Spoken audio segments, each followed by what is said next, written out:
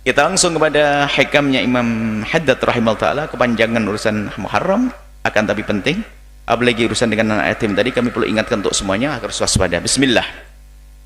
Berkata Imam Haddad rahimahullah ta'ala dalam hikmah yang ke-20, adallu dalilin, qala Imam Haddad rahimahullah ta'ala, nafa'ana Allahu bihi wa bi ulumihi wa bi ulumi masyaikhihi wa talamidatihi fid dharaini amin. Adallu dalilin ala kamali aqli rajuli, bukti yang paling kuat, yang paling dahsyat, yang paling jelas bahwasanya seseorang itu telah sempurna akalnya. Adallu dalilin, paling jelasnya dalil, bukti, tanda ala kamali aqli rajuli, atas kesempurnaan akal seseorang. Rajul ini bukan berarti harus laki-laki, artinya jiwanya, jiwa besar maksudnya. Perempuan seolah nggak ada di sini. Tanda kalau orang itu sempurna akalnya adalah thana'uhu ala aqranihi, tidak ragu menyanjung kawan seperjuangannya. Hati-hati, begitu beratnya kita menyanjung kawan kita, karena kita sudah dikuasai dengan cinta tahta, cinta sanjungan, cinta pangkat. Nggak mau nyanjung, yang ada malah merendahkan. Lokal, tidak bisa menyanjung kawannya. Kalau kita mampu menyanjung mereka yang layak disanjung, berarti kita cerdas, akal kita sempurna. Sama-sama menuntut ilmu, sama-sama dakwah, sama-sama berjuang. Lihat, ngelihat temannya sukses, temannya punya kelebihan, nggak berani dia menyanjungnya. Sebab apa? Dia sudah dikuasai dengan cinta sanjungan, cinta tahta. Sebab kalau aku nyanjung dia, wah, nanti jamaahku pada pergi ke sana dong, wah kacau berabe. Sehingga biarpun kebaikan seperti apapun dia tutupi, susah menyanjungnya. Dan ini terjadi pada zaman Nabi juga. Abu Jahal itu bukan tidak tahu Nabi Muhammad Nabi loh ya, akan tapi nggak mau menyebut kebaikan Nabi sebagai sebuah kebaikan, maunya pengen menjatuhkan Nabi karena ada hasud di dalam hatinya. Maka seorang ustadz itu, ustadz kalau betul dia berjuang karena Allah, saya mulai dari ustadz dulu biarpun nanti urusan perdagangan. Anda sebagai seorang muslim, teman Anda sukses dalam berdagang, ya jangan mengiri dong, mestinya bangga dong, dia umat Nabi Muhammad kok, dia saudara Anda, mesti Anda senang. Tapi hari ini enggak, kalau sudah ada tetangganya kaya, macam-macam. Kalau dia pejabat langsung korupsi, padahal nggak ada data, nggak ada bukti, harus korupsi itu. Pejabat hari ini mana ada yang jujur, korupsi ada. Karena dia jadi pejabat, maka dia bisa menuduh korupsi, padahal nggak ada bukti, nggak ada dalil. Tetangga sebelah kirinya ternyata kaya rujak, kaya juga, tapi bukan seorang pejabat, dia punya pertanian. Bingung dia. Tahu nggak dia tuh punya tuyul, dia tuh yang lain korupsi enggak, punya tuyul lah, punya nyi blorong, punya tuyul, punya babi ngepet, macam-macam. Ini adalah dengki itu. Rupanya tuyul yang selama ini kita dengar itu produknya orang dengki, sama kera putih. Kera putih itu kera pesugihan katanya itu. Jadi kalau sudah ngiri sama tetangganya, kalau pejabat kan langsung enak dituduh dia korupsi, kan begitu. Tapi kalau dia bukan pejabat kan bingung, paling enak adalah doyol. Saya melihat ada kera putih berdiri depannya, jangan-jangan ente sendiri itu. Ada doyol suka nyuri duit, ini borong masuk rumahnya orang, duitnya hilang nempel di badannya, ini rontok jadi duit. Ya salahnya borong, ular kepala perempuan cantik, baby ngepet segala macam. Wah, ini sudah di kampung macam-macam. Itu rodak orang hasut, orang dengki itu. Pengen menjatuhkan temennya tapi bingung. Ya sudah, yang nggak bisa dikejar, nggak bisa dilacak kan tuyul. Mana bisa deteksi, ditangkap nggak bisa, pakai jaring nggak bisa, ditembak nggak bisa.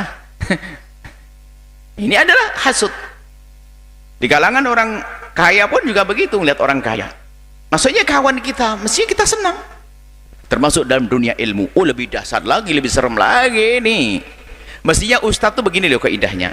Kalau ustadz itu lagi berjuang berdakwah, itu kan tujuannya untuk membawa umat kepada Allah, agar umat selamat. Kok ada kawan yang melakukan yang serupa kemudian muridnya banyak, mestinya lihat dia kan seneng, bebannya yang berat kan sudah menjadi ringan karena dipikul oleh kawannya. Sekarang enggak. Mulai kapan dia tuh sok banget orang baru kemarin sore berani-berani masuk wilayah saya, ya salam. Ini kayak rebutan parkir, nanti rebutan apa kayak gitu, soal rebutan lahan sawah atau bagaimana. Loh, ini hasud ada, jangan dianggap tidak ada. Salah hasadaka hasadil ulama, tidak ada hasud melebihi hasudnya ulama. Makanya dikatakan Imam Haddad, yang cerdas bagaimana? Senang dia, subhanallah, dia temanku, masya Allah, saya sekampung dengan dia, sukses dia bisnisnya, dia bersih bisnisnya, dia benar bisnisnya, dia dermawan. Oh, ringan menyanjungnya. Tapi kalau sudah nggak ada hati, ada hatinya kotor, dia bisnis mah bener, tapi ya nggak kerengeng karena nggak punya bukti. Tapi tahu aja, ya Allah, semoga Allah ampuni deh. Ya ampuni kan serem banget tadi dosa. Ustadz juga demikian, hasud. Mestinya kan bangga karena ada, ibaratnya dalam dakwah itu kan kita punya beban, kewajiban nyungki 25 kilo berat umat ini di atas kepala kita, 25 kilo gambarannya. Tiba-tiba ada kawan kita datang, saya ambil 20, seneng dong. Saya ambil 5 kilo, seneng dong. Tapi lihat, nggak seneng, makanya berantem nanti akhirnya ustadz dengan ustadz ribut, atau apa yang dicari. Adunya, tahta, pangkat, sanjungan, duit, amplop barangkali seperti itu, wallah alam, mungkin. Nah, ini koreksi Imam Haddad nih.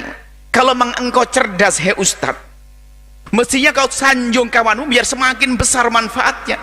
Maka dikatakan kalau kau bisa menyanjung akronmu, orang yang seperjuangan denganmu, berarti sempurna akalmu, hebat. Karena apa? Bagaimana dikatakan sempurna? Berarti kamu benar otakmu. Kenapa? Kamu tuh lagi punya beban. Di saat ada orang ingin memikul bersama, bersih seneng. Makanya yang nggak bisa menyanjung, bebel dia. Wong ditolong kok malah dia marah-marah. Dikurangi berat, dia sudah sempoyongan begini. Diambil sama orang marah-marah. Kenapa kamu ikut bantu saya? Kenapa kau? Wah, ini ente bodoh, bebel ente. Makanya min kamalil akli rajuli, sempurnanya akal seorang adalah dia berani menyanjung, mengangkat orang seperjuangannya. Dan subhanallah, ternyata orang hasud itu susah sadarnya. Dia nggak menyadari kalau itu hasud. Oh, nggak bisa, susah dibenahi.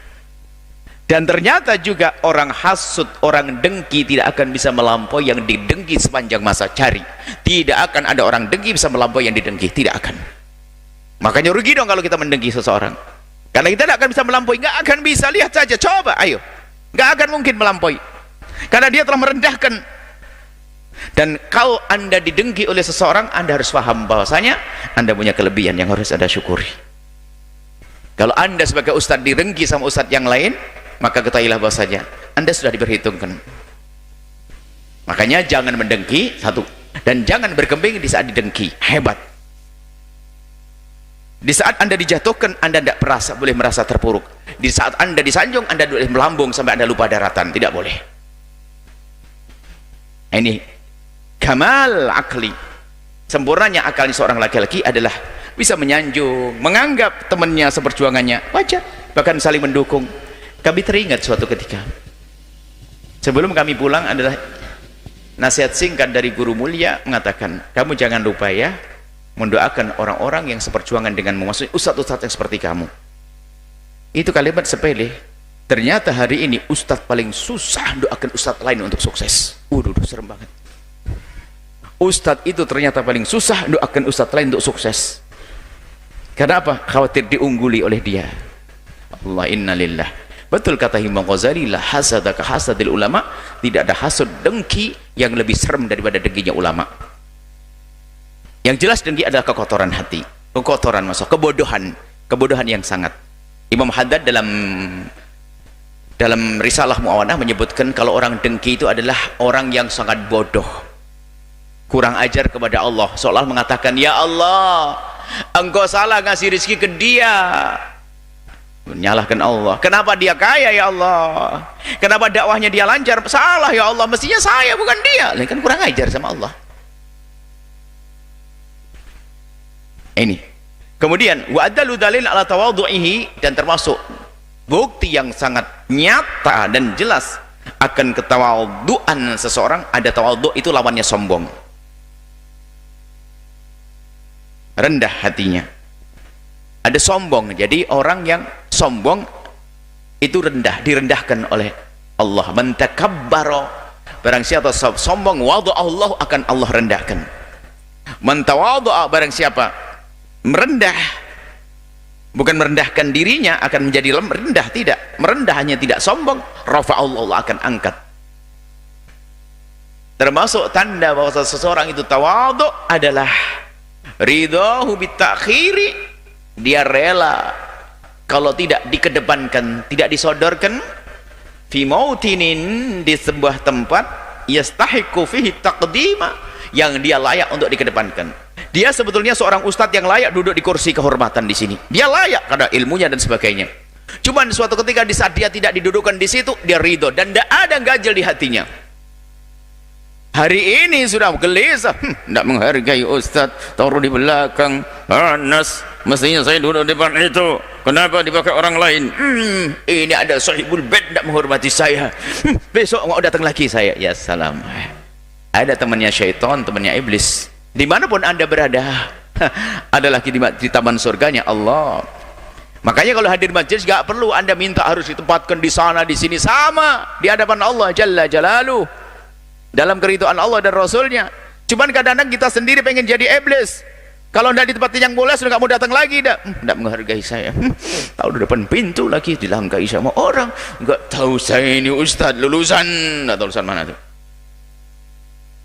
Nah, tapi lulusan iblis dia, Universitas Iblis Internasional, UII, Universitas Iblis Internasional, atau apa gitu. Bukan UII, bukan Islam Internasional, Islam, makanya ini bukan melesetkan universitas, bukan, maksudnya Universitas Iblis Internasional bukan mengarah kepada universitas tuh. UII adalah UII, Universitas Internasional, UI, Universitas adalah baik semuanya pendidikan. Hanya kebetulan kalimat bukan kami merendahkan, awas jangan dibawa ke sana. Kebetulan kami nyebut Iblis Internasional, nanti menjadi UII, bukan berarti merendahkan UII, hati-hati, jangan dibawa ke sana. Guru-guru kita banyak kok dari UI, dari UI, dari UIN, ada banyak dari ini. Ini kebetulan saja Iblis. Sebab apa? Imamnya orang sombong, manusia, makhluk sombong pertama adalah iblis. Ana khairun minhu. Dan terjerumusnya iblis itu karena ngedengki kepada Adam, lalu menjadi sombong kepada Adam. Dengki kepada Adam, dengki dulu, lalu setelah dengki masuk sombong. Karena dia mikir, kok saya suruh hormat sama Adam, ini rumusnya gimana? Adam kan baru diciptakan, belum punya prestasi, aneh ribuan tahun beribadah kepada Allah dulu. Wah, aneh ustadz lama senior ente, ente baru kemarin sore lulusan dari pondok mau ngunggulin saya, ente tidak tahu kalau saya iblis, maksudnya gitu. Nah ini hati-hati, dalam dunia dakwah ini iblisnya banyak.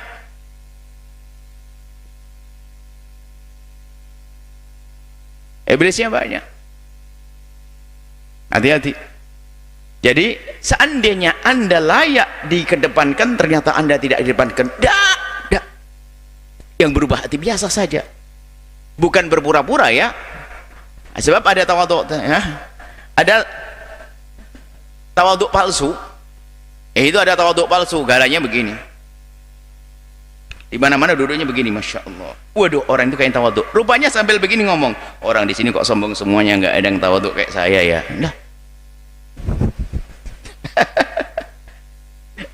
kayaknya sih merunduk begini tawadhu, ternyata paling sombong di situ rupanya lah. Tawadhu urusan hati, urusan hati. Sehingga tandanya tadi, di saat anda semestinya dikedepankan, ternyata anda taruh di belakang, anda tidak ada yang berubah, dia sama saja, belas, bukan pura-pura ya.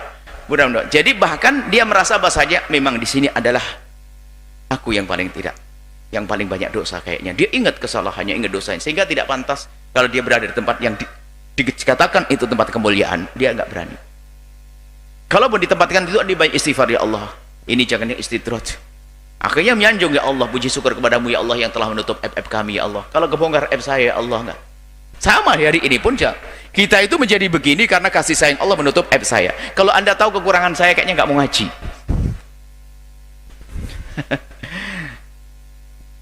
Loh, ini bukan basa-basi ngomong. Ketika saya menyadari kesalahan saya kan banyak. Dan Allah Maha Kasih menutup kekurangan kita, aib kita. Coba dibongkar semuanya, Masya Allah. Lintasan pikiran kita, hati kita, yang kita lihat Allah. Makanya jangan rasa kita lebih unggul dari orang lain, lebih istimewa dari orang lain. Berusaha untuk istimewa, iya. Tapi merendahkan orang lain, lalu menganggap aku lebih bagus dari dia adalah kesalahan. Imam Ghazali mengajarkan, mungkin orang itu memang hari ini tampak jelek, tapi bisa jadi dirubah oleh Allah dalam detik berikutnya, dia yang baik, lalu Anda yang jelek. Sehingga orang yang punya kesadaran penuh seperti ini tidak sempat merendahkan siapapun. Kemudian, wa adallu dalil ala ikhlasi adamul mubalati bi iskhatil khalqi fi jambil haqq. Anda punya banyak amal baik, kebaikan-kebaikan, ibadah macam-macam, sholat, menutup aurat, dan lain sebagainya. Ibadah, jangan dianggap menutup auratnya sekedar baju saja, enggak. Anda mengenakan baju menutup aurat ini, wahai para muslimah, itu jauh lebih bagus, pahalanya lebih gede daripada sholat duha yang Anda tegakkan, tahajud malam yang Anda laksanakan, puasa Senin Kemis, Asyura dan seterusnya. Nggak ada apa-apanya dibanding Anda menutup aurat saat ini depan laki-laki. Kenapa? Menutup aurat hukumnya wajib, pahalanya gede, nggak bisa dibandingkan dengan amalan sunnah. Ayo, tanda ikhlasmu apa? Tanda ikhlas, kata Imam Haddad, tanda yang sangat jelas, adallu dalilin, tanda yang sangat jelas ala ikhlasihi, atas ikhlasnya seseorang itu apa? Adabul mubalati, tidak peduli, biskhatil khalqi, dengan amarahnya manusia, selagi Allah ridho di hadapan bijambillahi, di hadapan Allah. Jadi yang penting Allah ridho, terserah orang ngomong apa, yang penting Allah ridho. Hari ini orang cari ridho manusia, biarpun Allah murka. Allah ridho manusia, bahkan sanjungan, wah kayaknya bangun masjid, sedekah banyak-banyak. Dia bukan cari ridho Allah, cari sanjungan dari manusia, duitnya dari duit haram kok. Nah ini tanda ikhlasmu adalah itu, kata Imam Haddad, kamu tidak peduli jika harus melakukan sebuah kebaikan, tidak peduli kalau seandainya orang marah kepadaku, yang penting Allah ridho. Akan tapi ketahuilah, rata-rata adalah yang Allah ridhoi adalah tidak akan bikin orang baik murka. Yang Allah ridhoi tidak akan bikin orang baik marah. Yang marah dengan sesuatu yang Allah ridhoi biasa memang karena itu orang tidak baik, maka ngapain kamu urusan dengan orang tidak baik? Ingat, orang baik tidak akan murka dengan sesuatu yang diridhoi oleh Allah. Jika Anda melakukan sesuatu yang diridhoi oleh Allah, kok ada yang marah, pasti dia adalah bukan orang baik. Ini sebab kalau dia orang baik pasti senang dengan apa yang diridhoi oleh Allah secara otomatis, karena dia kenal Allah Subhanahu wa ta'ala. Ini bisa kami hadirkan pada kesempatan ini. Semoga Allah menjadikan kita orang yang sempurna akalnya, menjadi sempurna orang yang menjadi orang yang tawadhu dengan sungguh, dan juga menjadi orang yang ikhlas dalam beramal, sehingga kita menjadi orang yang selamat amal kita, selamat amalnya, kemudian juga diangkat derajatnya oleh Allah Subhanahu wa ta'ala di dunia hingga kelak di surga. Wallahu a'lam bissawab.